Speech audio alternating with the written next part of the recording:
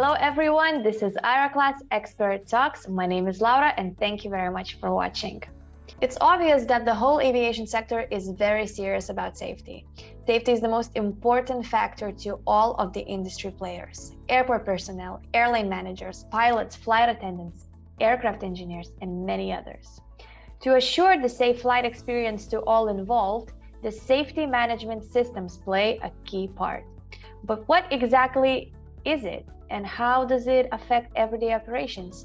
We'll find out in this expert talk. Today, I am joined by our instructor and expert in safety regulations, Paul Fleming. So thanks, Paul, for taking your time to do this with me. Hi, Laura.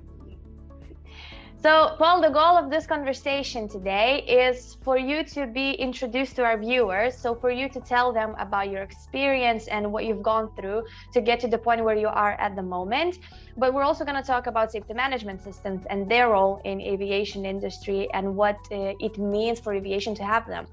So if it's okay with you, let's get into it right away. And please tell me and our viewers how your career in aviation began. Well, okay, Laura, no problem at all. And I hope I don't make it too boring, particularly the bits about my life and my experiences. Well, it started a long time ago. And actually, it started before I left school because I joined a circus, believe it or not.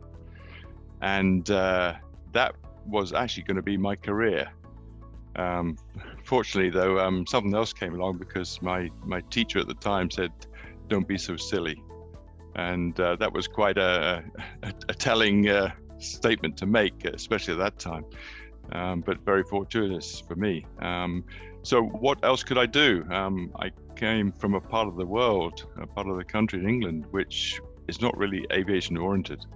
There wasn't any interest in aviation at all, but my teacher pushed me towards a vacancy that was in a newspaper. For the UK's Civil Aviation Authority. So I thought, why not? So I had to make the trip down to London for an interview. And for some reason, I managed to convince them that I was a good prospect in their organization. So they hired me. So there I was, 16 years old, going to join the Civil Aviation Authority as an air traffic engineer apprentice. So I was going to go into engineering, electronics, as it was at the time. And this is back in the 70s, so really just as computers were starting to come into play. But of course, they filled a room as opposed to being on your wrist, as they are now today. So I started off in electronics, engineering, and with that sort of background. Well, I graduated from their training school, if you can call it that. And my first posting was actually to the London Air Traffic Control Centre, which was just north of Heathrow. So there I encountered lots of computers, lots of rooms filled with computers as well, because that was the place where they controlled all the upper airspace at the time in England and Wales.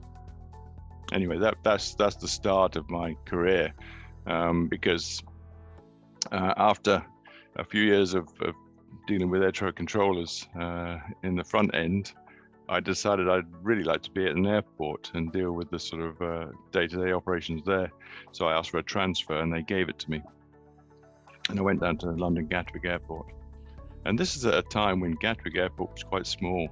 You know, it was friendly and you knew everybody. It was really quite fun. It really was. But there, of course, I learned how airport systems worked. Landing aids and navigational aids, radar, that type of thing. But I got bored with that after a while.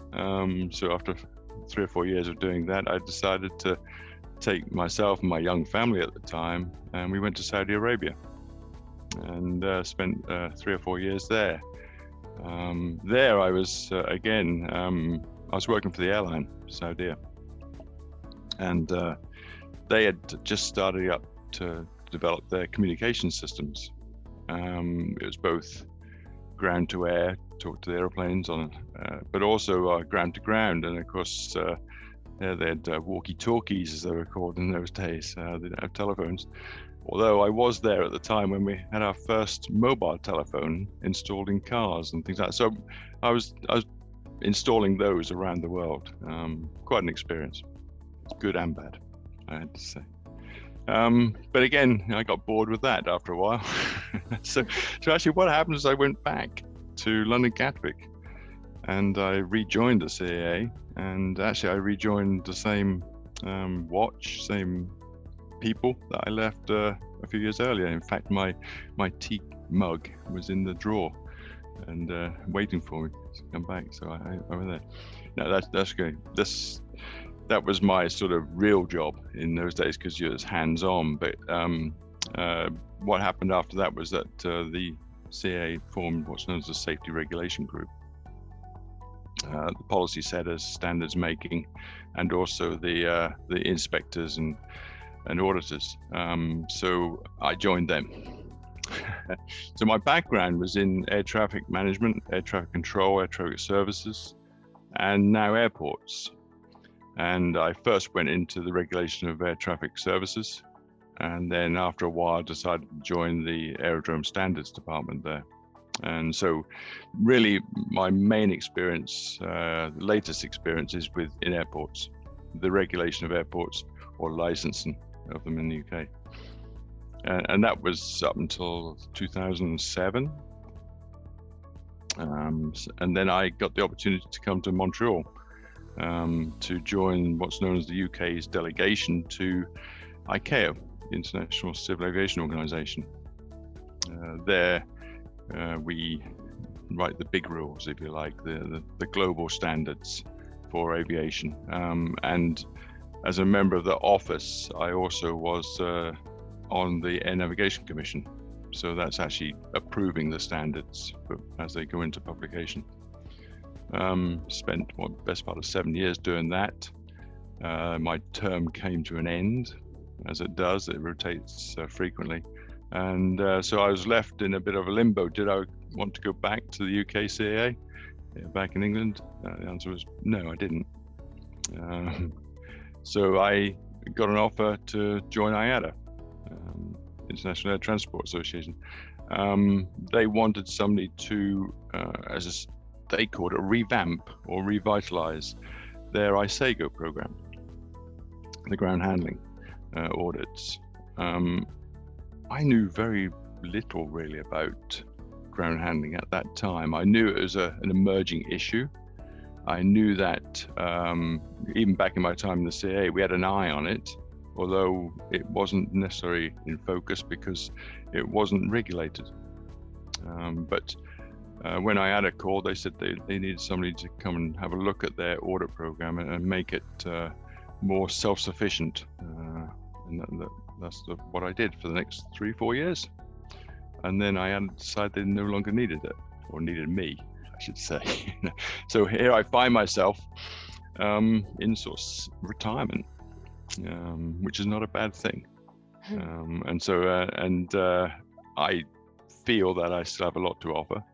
I feel that I want to give back, as they say. I know it's a cliche, but I do. I feel that I can give back, and I've been doing safety management now for a long time. Even before I joined ICAO in Montreal, I was involved in safety management in the UK CAA, and with ICAO and with ground handling, that also became a key feature.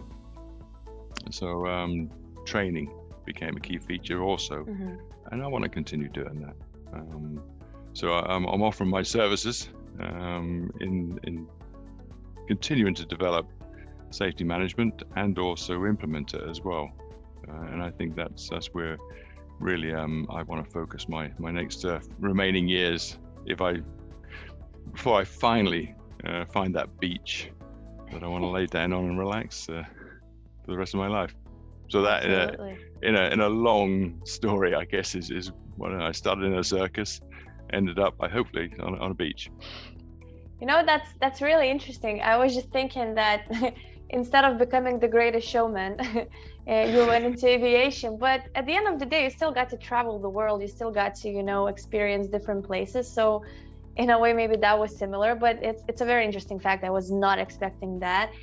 But looking back at your experiences in different places in Saudi, in Montreal, and back in London Gatwick, is there anything that really stands out, or some particular project that was really tough, or maybe something that made you think that, oh, maybe I should have gone with the circus idea?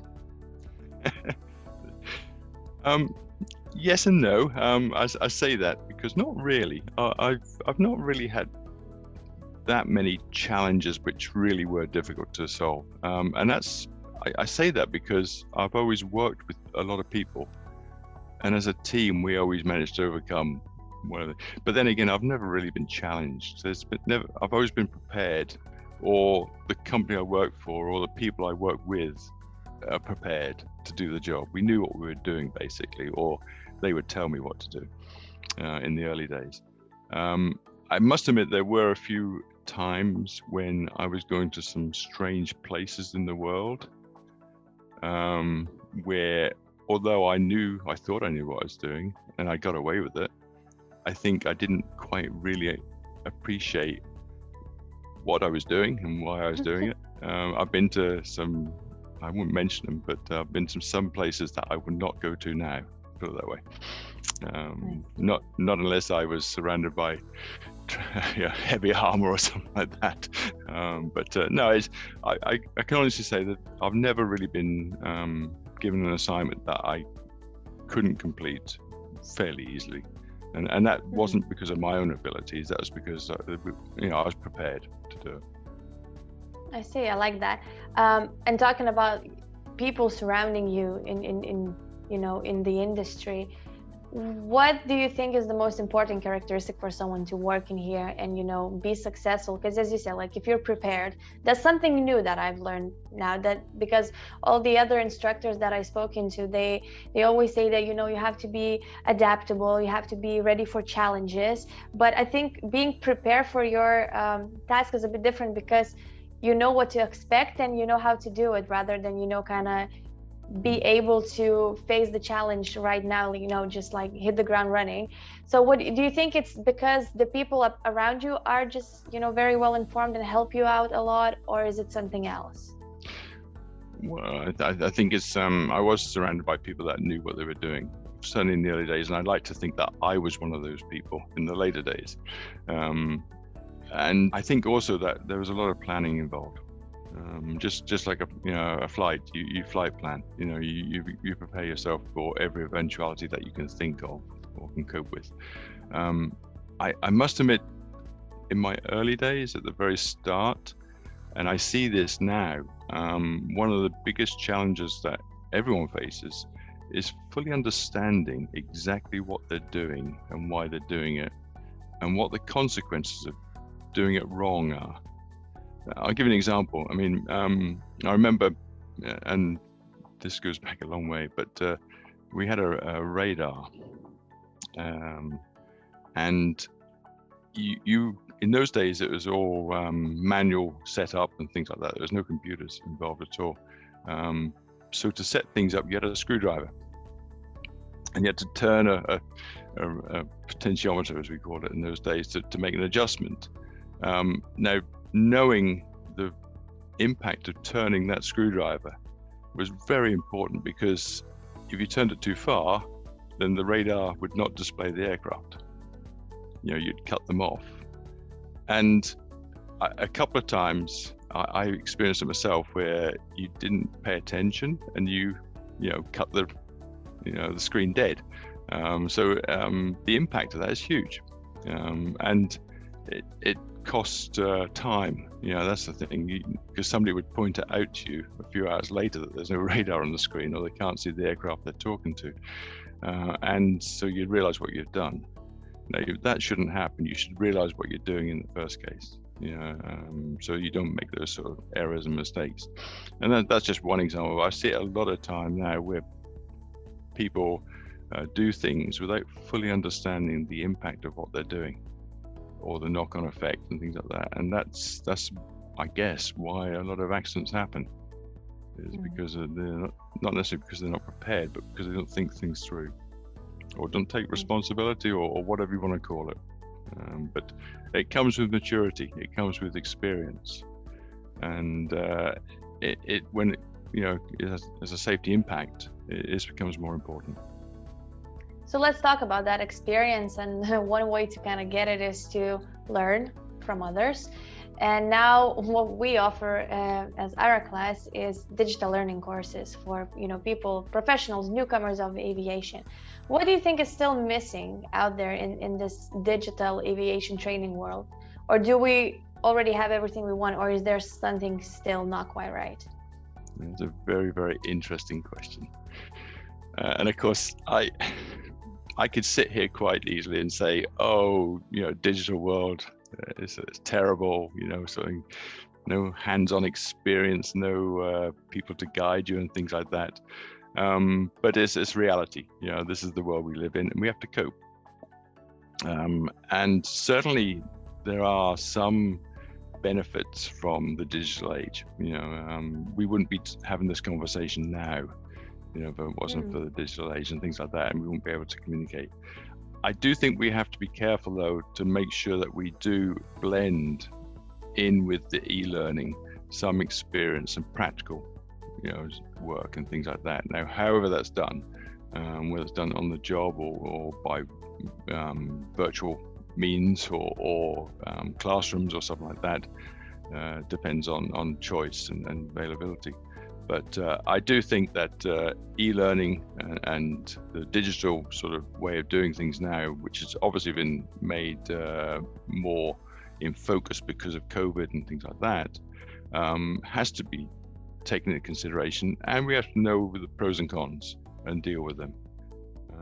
I mean, I must admit, I benefited more from meeting people, working with people, either in a classroom or on site or in a meeting or something like that, than any sort of learning that I really did, so in a different way. I mean, obviously you can learn the theory, but learning the practical aspects or really understanding, putting it into sort of perspective, comes through doing the job or meeting people or watching people and things like that. So I think we have to have a mix. We have to blend that together.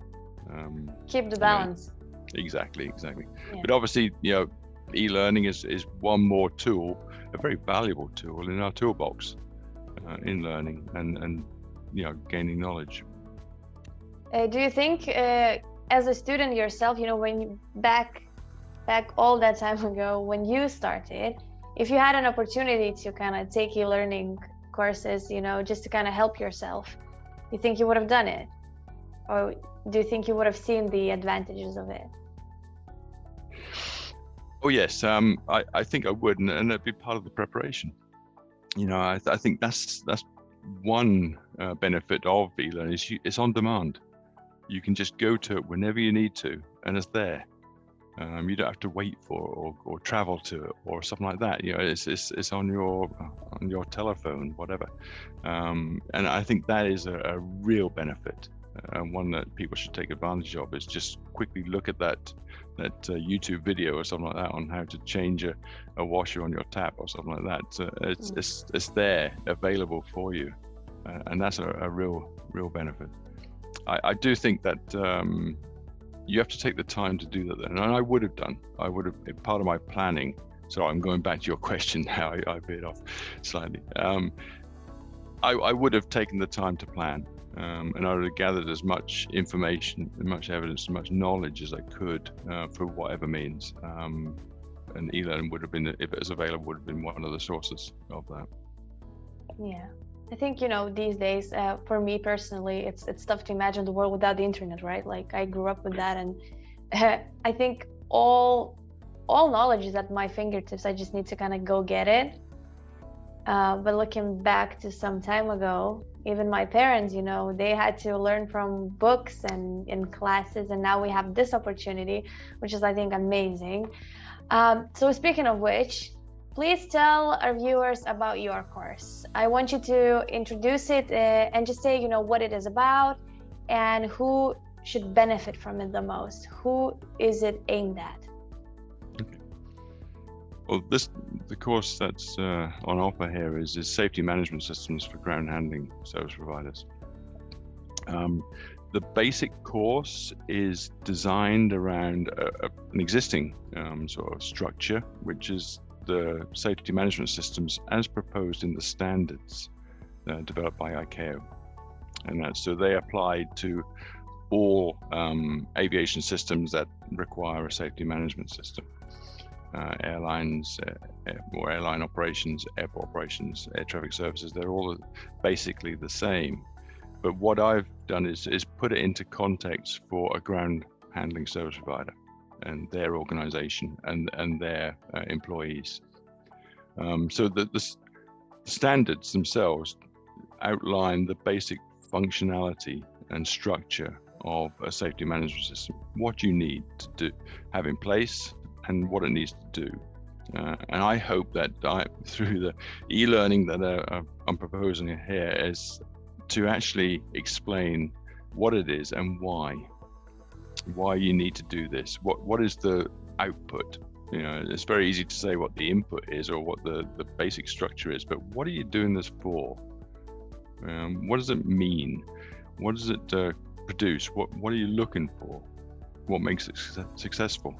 Or as we use the word effective, you know, so because at the end of the day, it's all very well having a safety management system, even meeting all the standards and the requirements.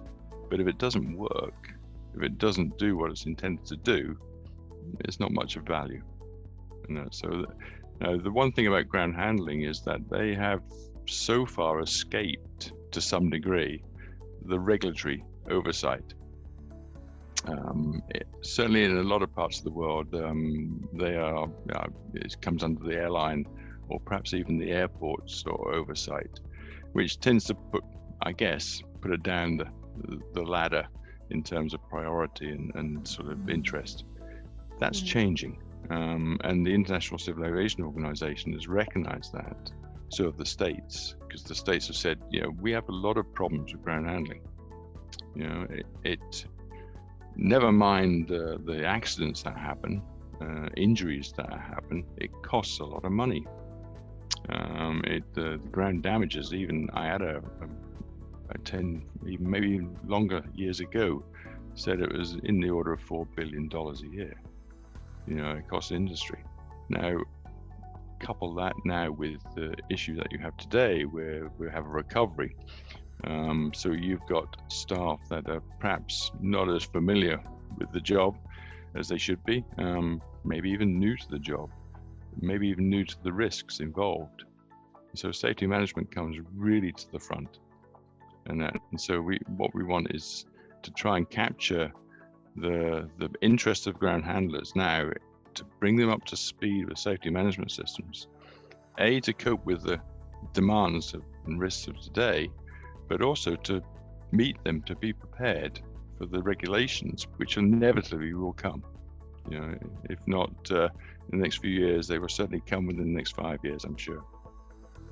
So it takes that long to get things up and running, and so you can go to your regulator when the day comes and say, I'm already there. That's a idea. Good thing, right? Isn't it? Yeah. Good and stuff. As an ex-regulator, that's what I'd like to hear. So it works, it works well for both parties, you know. Absolutely. Both. Yeah. Good. Absolutely. So let's get into it a little bit more, because I'm sure, as someone who's watching this video wants to know more about safety management system and, its importance. But I also want to go back to ground handling operations, because we all, especially from the passenger side of things, we all know that it exists, but I don't think we give it too much of a thought when we travel. Because again, traveling, you're going to an airport, probably to a holiday or going home or whatever, the reason might be, but you just kind of go through security, you go through your gate, you board the plane, and you go from point A to point B, but you don't give too much thought of what's happening in the background to make sure that your journey is safe, it's smooth, and it's just enjoyable. So what do you think is the most undervalued aspect of ground service handling? Well, I'm in the same shoes as you. I've never worked in ground handling. I've never really had much interest in ground handling because of the role that I played. But once I did start to look into it, it's amazing what you find out, how complex it is, how diverse it is as well. Because when we say ground handling, what do you mean? I mean, a passenger or something like that will probably just relate to the YouTube videos they see of a baggage handler dropping bags or doing something, you know, so they shouldn't be doing. And that's saying, well, there's more to it than baggage handling, you know, much more. You know, the servicing and the turnaround of an aircraft is a very, very complex picture involving lots of people, lots of activities, sometimes happening at the same time. And that's when mistakes can happen, when accidents can happen, or near misses, more likely, and hopefully, you know, happen. Now, what I would say is that it's a world that is very, not just complex, but also difficult to find a common solution to. You know, because every airport is different. Every stand on an airport might be different. You know, every airline's operations might be different. You know, even the ground service providers might have different ways of doing things. It might have to because of things. It's affected by the weather. It's affected by, you know, the time of day. Working at night is not the same as working during the daytime. You know, and it's not just because you're tired, it's because you can't see very well, you know, something, and there's lots of blinding lights going on. So I think the complexity of ground handling is a partly, I guess, the reason why people didn't want to touch it is because it was so difficult to deal with. But you got to start somewhere. And I think as long as you have a good safety management system in place, which recognizes that things can go wrong, and identifies where that they do, and then works towards solutions, and then I think we're getting there. Now, your question about the passengers and about the public, no, they don't see these things. I wouldn't expect them to, and I wouldn't want them to either. I want them to be able to sit on their aeroplane and look out the window and think everything's fine, you know, and not understand, not know what's going on around them, what in the hours or so before the flight takes off, you know, what has to be done to get that aircraft off the ground safely and back at its destination safely as well, and also protect the workers, you know, the people that do the baggage handling. Imagine, you know, you got all these heavy bags. You know, we don't think anything of putting 32 kilos in a bag and giving it to somebody to put on an aeroplane. What's involved in doing that? You know, some aircraft are quite small inside, you know, so, and they bang their heads, they hurt their backs, they cut their hands and everything else.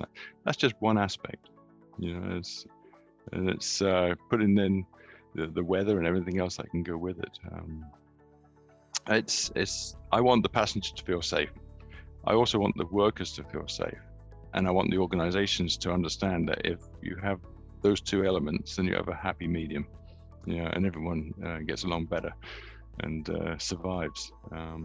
So it's understanding what's involved in making that happen, which is extremely difficult. It's very complex. It's not impossible, but you have to start somewhere, but it is very, very complex. So is that what we call a safety management system? Yeah, it's not a difficult concept. The difficult thing is in doing it, and keep doing it as well, and knowing why you're doing it and why you have to do it, and continue to do it. That's the difficult thing, because it involves so much, and you've only got so much time in which to think, other than doing your job, you know. So, and it takes a lot of effort. But it's so important, and we're seeing now that, you know, if the worst case scenario does occur, you know, there's an accident where multiple deaths occur and things like that, then the inquiries that take place, they ask some very difficult questions, and you've got to be prepared to have the right answers, because if not, you know, it's not a pretty sight to see what happens. And ground handling now is no different to any other walks of life. You know, they want not necessarily people, but something to be held accountable, you know, for not necessarily for what happened, but for their inability to predict or prepare against that eventuality, or to at least have something in place to lessen the impact.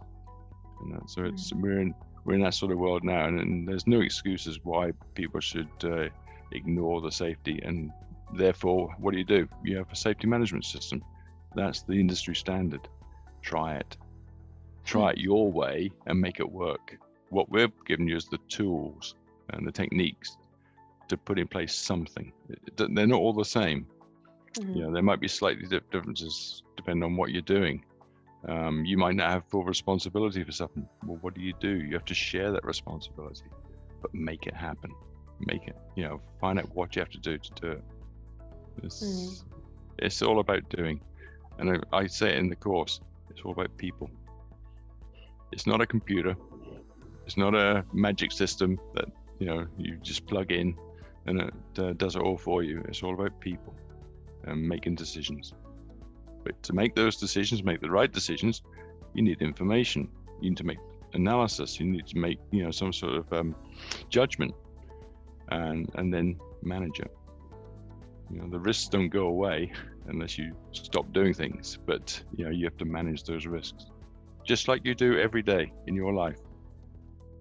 Oh, imagine doing that in your life and then at your workplace as well. How tough is that? Yeah, exactly.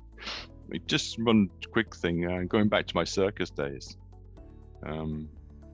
I was lucky 2 seasons running. I was 3 years I was working in the circus in summer jobs. There was a troupe of South African trapeze artists. They were a family. There's 2 brothers and a sister-in-law, and they were the main artists. And several times they'd asked me to stay on after the show, the late show, because they wanted to practice. Now, I was 13, 14, 15 years old. I was watching these guys practice. And what they were doing was safety management. Because they would say, right, we want to do this. Now, how do we do it? How do we do it safely? Let's try that. Oh, that didn't work. Let's try another thing, something. But they would do it in a safe way. And I was there just to hold the net. But I was part of the system. I was part of the safety management system because I was there in case things went wrong, to try and catch them. Not literally, but with a net or something. So it's, even back in those days, when I think about it, I was part of a safety management system. I didn't know it at the time. I had no idea what I was doing, basically. But that was part of it. Sorry, I'm going on a bit, but no, I think, Paul, it's such a nice metaphor. It all just kind of comes together. But another thing, I was also in the same circus. I was responsible for certain periods of time to look after some elephants. This was back in the days when you could do have these circuses. Now, managing an elephant is not an easy thing to do, to try and get it to do what you want to do. Now, these elephants, they obviously have a mind of their own, but you have ways of making them do things by, some sort of psychology. And you learn these tricks, and you learn what works and what doesn't work. So it's the same thing. You don't know at the time, but you're doing safety management all the time, because if you make one false move, and the consequences of being crushed up against the wall or something like that, or being swiped by a trunk. That's really cool. I think I kind of want to ask you more about your circus day, but I want to keep this, kind of focused on aviation, and I don't want to turn this into an Animal Planet podcast or something like that. So let's go back to the course. I did get an opportunity to watch a few modules of that. And in one of them, you talk about develop models on why accidents happen. And you tell these 2 different types. So can you shortly describe the accident causation model and give us an example of that? Yeah, the accident causation model is just one of many, many models that exist from the academia world. They produce these all the time, and they modify them. But it's one that ICAO uses because I think it fits. It's simple and easy to understand. That fits. And what it basically says is that it's the organization, the way that the people are organized, the way that the people are told, and how they are able to do the job, that has a big impact on safety. Again, it goes back to people. People make mistakes. Well, why do they make mistakes? Either not prepared, or they are prepared wrongly, or they're not aware of what they're doing and why they're doing it, or what the consequences of doing it wrong are. Maybe there's pressures at work, or the environment in which they work it doesn't help. So these are all things part of the causation model. Why do things happen? Is it organization? Is it people? Or is it the workplace? But we usually have workplaces and people that make mistakes. And the organization's not perfect, so we have defenses. And the model splits those down into 3 different types. You've got regulations, training, and technology. And usually one or more of those defenses, something in those areas, will stop an accident from happening. And this you can relate to the Swiss cheese, because the Swiss cheese is all about defenses, and making sure that there is a defense that will stop something bad happening before it happens. So that model itself, you can relate it to many things. If you look back retrospectively at accidents that happened, and you can see that in the organization there was financial problems, so they cut back on certain things. One of which might be training. So if training is cut back, then one of your defenses becomes weaker. They might not implement a regulation, so again that cuts back. Or they might not implement the latest technology. Now that's probably the one that they're most likely not to implement, because of the money involved in doing that. Technology costs money, so you have to make sure that your other defenses are there.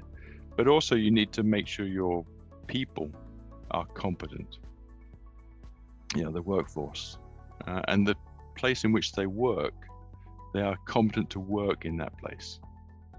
I use the example many times now because I live in Montreal. Here we have, winters which you don't really want to work outside in, but people have to, particularly in ground handling.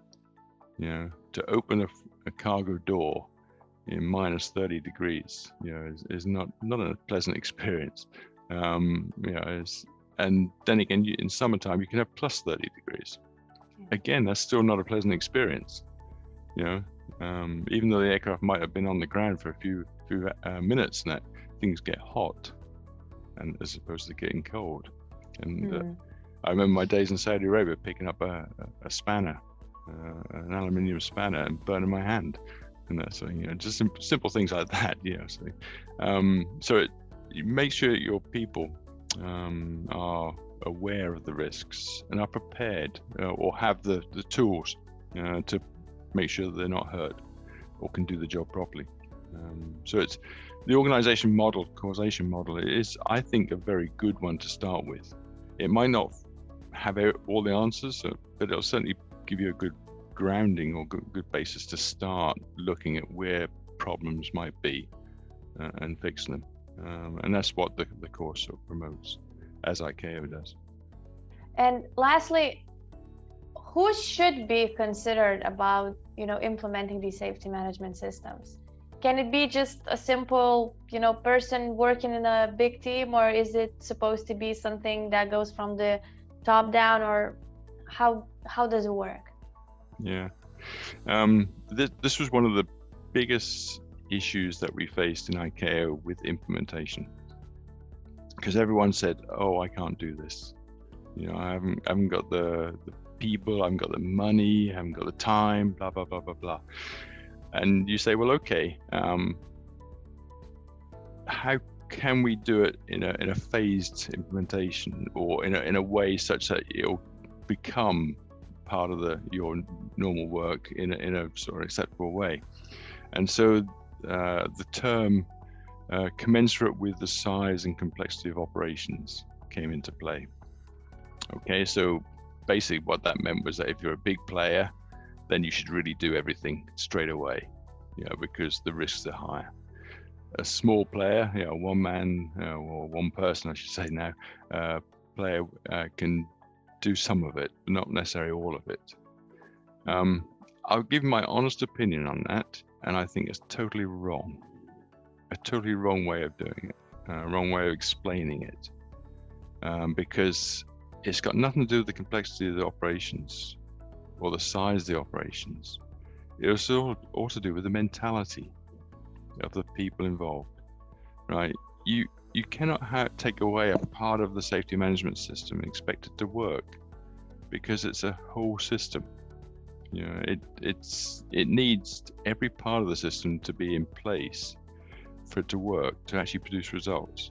Now, you don't necessarily have to do it as much, you know, for a small operation as you do for a large operation. So I think that's where really the commensurate needs to be taken into consideration.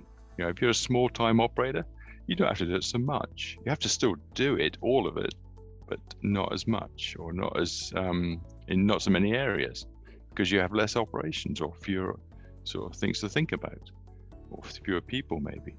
But it really has to be, and this, so I'm going away from your question in a way, but really the answer is everybody has to do it. And I think everyone does do it. They just don't necessarily want to relate to a regulation that says they do it. You know, and they don't really want to spend the time to sit down and think, you know, about writing it down, because this is one of the big issues that we face is people are reluctant to sit down and write things down nowadays. They want to just get on and do the job, then go home. But if something happens, write it down, detail it. It's so important. And if you've done something, you know, that has makes a difference, write it down.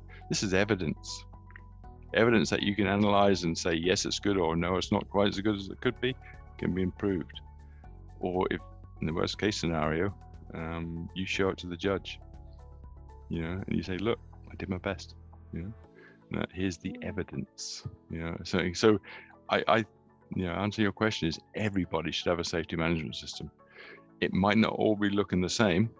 It might not all meet the standards, but it's there, and you're doing something.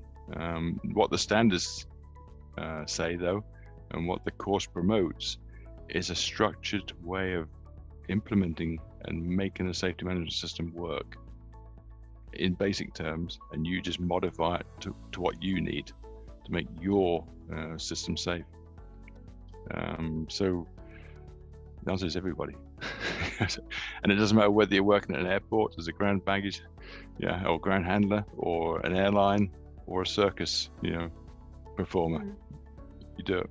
I think it's a nice way to end it, because I'm sure we sparked someone's curiosity to check out your course and just to learn a bit more. Maybe there's someone who hasn't really thought about this in that much detail, and your course will give them a better kind of guidance to get to that point where you think that everybody should be. So thanks a lot, Paul, for joining me. I really enjoyed our talk, learning new facts about you, interesting facts. And I'm sure, you know, our viewers are also very much interested in the course itself. So if you are, you can find it in aeroclass.org in our selection. But yeah, Paul, again, thank you very much. I hope you enjoyed this talk as much as I did. I certainly did. Always a pleasure to speak to you, Laura. Wonderful. So thanks everyone for watching, and bye until the very next Expert Talk.